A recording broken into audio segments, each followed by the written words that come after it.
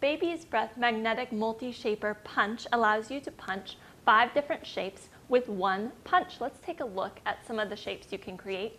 We're going to start by making a border. Now the top of your punch just attaches magnetically here, so you're just going to pop it off, and we're going to line up our paper with the border line at the top of our punch here. And we're going to kind of move it to one side. Now the punch will just snap on top there, and you're just going to press firmly on the top of the punch. Remove it once you've punched, and you're going to slide this image over, line it up here so that the pink dot is at the center of your image, and then we're going to pop the punch back into place and punch again.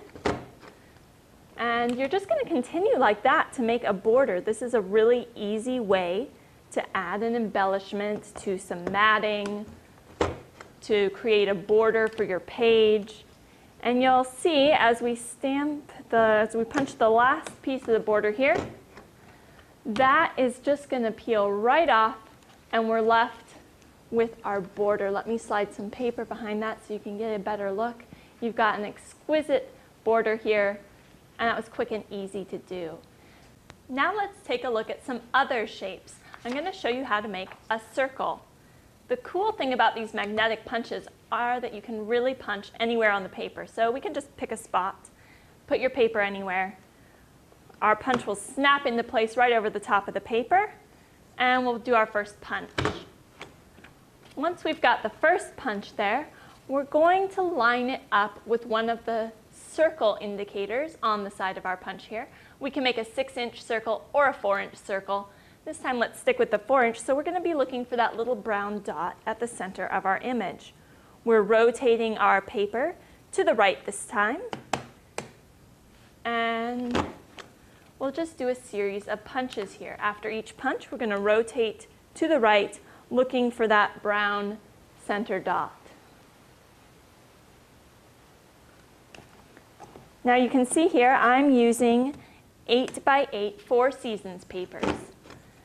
And I've picked solid colors and also some simple background patterns. Now you don't want anything too big so that you're detracting from your punched outline, but these light background patterns do make really lovely punched images.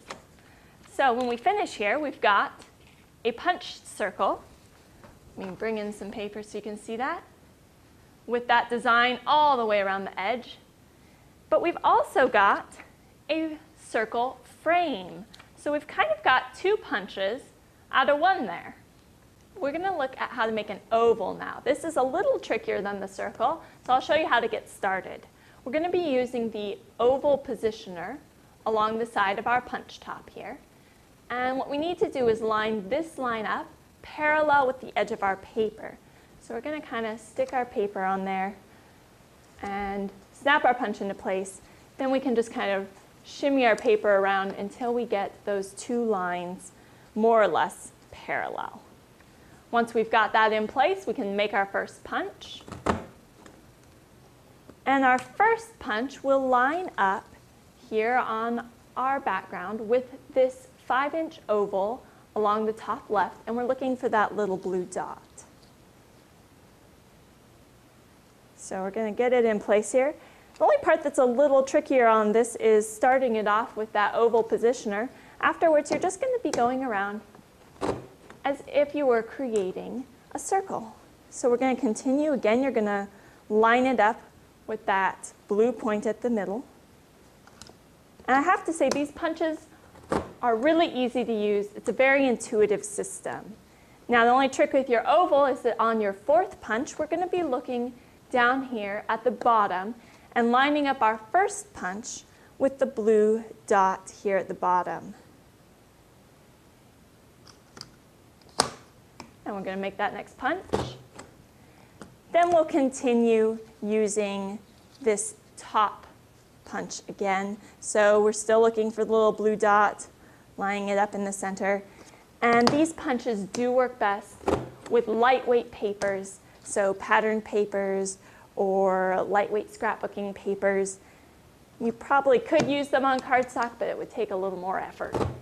So we'll just stick with the lighter weight papers here. And again, you've got your lovely oval shape here with that border all the way around.